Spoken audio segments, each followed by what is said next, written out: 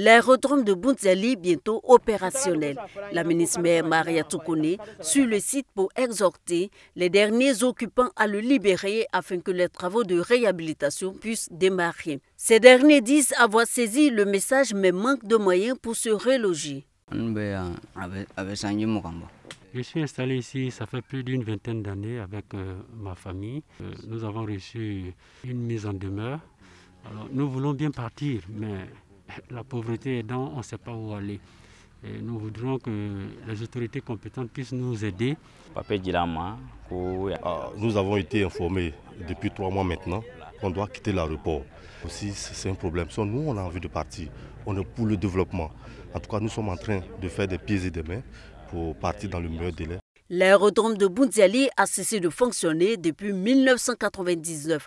La nature ayant horreur du vide, ce site a été illégalement occupé par plusieurs familles. Aujourd'hui, avec le développement de la ville de Boundiali, cette infrastructure aéroportuaire est un atout majeur et les autorités comptent bien en profiter. Que les populations comprennent que nous voulons le bonheur de Boundiali. C'est pour leur bonheur que nous souhaitons qu'elles partent afin que les travaux puissent effectivement démarrer. Actuellement, c'est une piste, mais c'est avec cette piste-là que les avions atterrissaient ici. Ça veut dire que la piste est encore très bonne.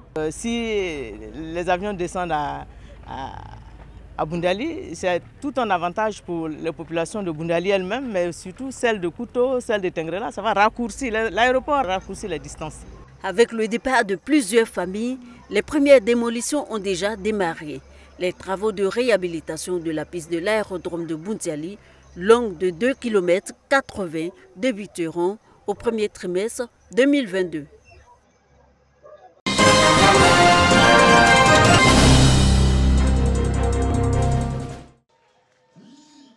Depuis 2 semaines qu'il est installé, cet atelier de tissage ne désemplit pas. Les élèves y passent leurs heures creuses. Un apprentissage dans le cadre d'Oxygène Festival pour maintenir les élèves de Toumoudi à l'école jusqu'à la date officielle des congés scolaires. J'apprends à tisser.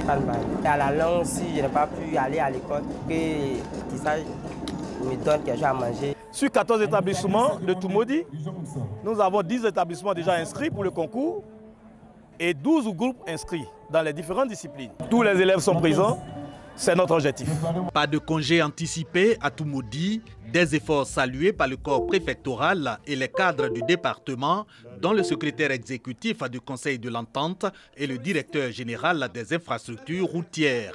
Tous encouragent au respect des calendriers scolaires. Pour réussir dans vos études, par le travail bien fait, le goût de l'effort, dans la discipline, et le respect de l'ordre et des règles établies.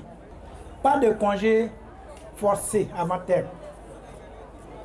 Pas de bagarre rangée entre établissements. Soyez des modèles. Il s'étend sur toute l'année scolaire avec le pic de ses activités la veille des congés. Au menu d'Oxygène Festival, lecture, poésie, peinture, tissage, musique et danse traditionnelle, notamment Goli, Adjemele, Balafon, Tam-Tam Parleur, ici exécuté à titre de leçon pour les participants à ce concours culturel. Thème, un pied dans la tradition, la tête dans le modernisme pour une école d'excellence. On a constaté que nos us et coutumes sont en train de disparaître. Et le lieu le mieux indiqué pour transmettre ce savoir, c'est l'école. Donc, nous avions lancé ce concours pour permettre à nos élèves de se ressourcer afin de pouvoir mieux apprendre. Oxygène Festival, ce concours culturel inter-école de Toumoudi, est à sa 2e édition.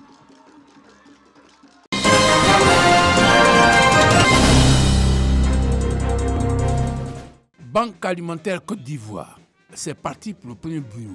C'est à la mairie d'Atekoubé, son principe. Aujourd'hui, vous avez un mécanisme qui est la banque alimentaire, qui est apte à collecter donc ce surplus alimentaire et le redistribuer à des personnes en situation de vulnérabilité.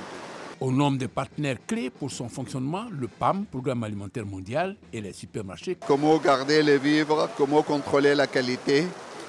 Tout ce travail nécessite une formation qu'on fait en amont avant l'arrivée des vivres et puis en aval, la distribution, le choix des familles et tout ce qui suit la distribution des vivres.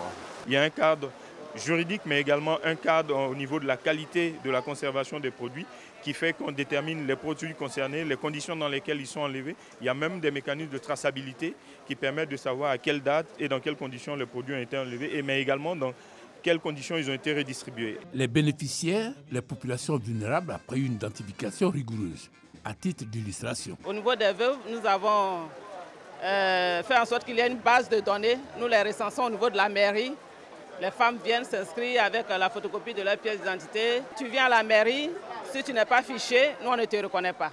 En plus des veuves, la banque alimentaire est ouverte aux pauvres et aux malnutris, avec comme objectif réduire la faim à hauteur de 50% d'ici à 2025. Des bureaux seront ouverts dans les autres communes et partout ailleurs en Côte d'Ivoire.